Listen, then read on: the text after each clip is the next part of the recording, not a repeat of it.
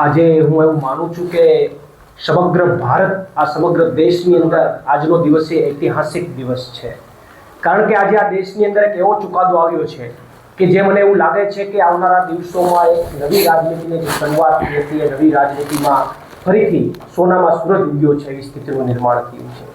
માનનીય અરવિંદ કેજરીવાલજી અને માનનીય મનીષ સિસોદિયાજી જે ભારતની અંદર એક નવી રાજનીતિ લઈને આવ્યા, શિક્ષણની રાજનીતિ, આરોગ્યની રાજનીતિ, અને ઘણા બધા લોકો એમની સાથે જોડાયા, ભ્રષ્ટાચાર મુક્ત શાસનની રાજનીતિ, ત્યારે ભાજપે એમની ઉપર ખોટા શરાબ નીતિની અંદર આક્ષેપો લગાવી અને એમની ઇમેજને ડાઉન કરવા માટે અને એમને તોડવા માટેના જે પ્રયત્નો કર્યા, એમની અંદર માનનીય અરવિંદ કેજરીવાલજી એ 6 મહિના સુધી પોતે મુખ્યમંત્રી હોવા છતાં 6 મહિના સુધી અને માનનીય મનીષ સિસોદિયા ઉપમુખ્યમંત્રી હોવા છતાં 1.5 વર્ષ સુધી જેલવાસ ભોગવવો પડ્યો, તમામ રીતે ડેમેજ કર્યા, ઈડી સીબીઆઈનો દુરુપયોગ થયો। પરંતુ આજે માનનીય ન્યાયાધીશે આ બંને નેતાઓને, આ દેશના એક એવા વ્યક્તિત્વ કે જેની ઉપર આખા દેશને નજર મંડરાયેલી હતી, એ બંનેને નિર્દોષ જાહેર કર્યા છે।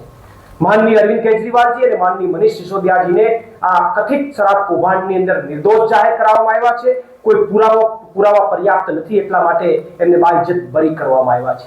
મને એવું લાગે છે કે હીરાને ગમે તેટલા ઘસો તો એ વધારે સડકાટ આપે છે, એમ અહીંયા હીરાને ઘસવાનો પ્રયત્ન થયો પણ અત્યારે સડકાટ આપીને બહાર આવ્યા છે। તો આ બહુ મહત્વની બાબત છે અને બે મુદ્દા આના ઉપરથી પ્રસ્થાપિત થાય છે। આ જે ઘટના બની એના ઉપરથી સમગ્ર ભારતની અંદર અને સમગ્ર ગુજરાતની અંદર બે મુદ્દાઓ ધ્યાને લેવાના છે। એક મુદ્દો તો એ કે આના ઉપરથી એ વાત પ્રસ્થાપિત થાય છે ડંકાની ચોટ ઉપર કે માનનીય અરવિંદ કેજરીવાલજી ઈમાનદાર છે ને છે એનું પ્રમાણપત્ર માનનીય ન્યાયાધીશે આપ્યું છે, એ ઈમાનદાર છે। હવે કોઈ શક કરવાની ગુજરાતની જનતા કે દેશની જનતાએ જરૂર નથી, તમામ લોકોએ આમાં પાર્ટીમાં જોડાઈ જવાની જરૂર છે। અને બીજો મેસેજ એ ગયો છે કે આ સત્તાધારી ભાજપ એ ક્યાંક અને ક્યાંક સત્તાનો દુરુપયોગ કરી, ઈડી સીબીઆઈનો દુરુપયોગ કરી અને સારા માણસોને જે દેશ માટે કંઈક કરવા માંગે છે, આ દેશના હિત માટે કંઈક કરવા માંગે છે, એને તોડવા માટેનું કામ કરી રહી છે।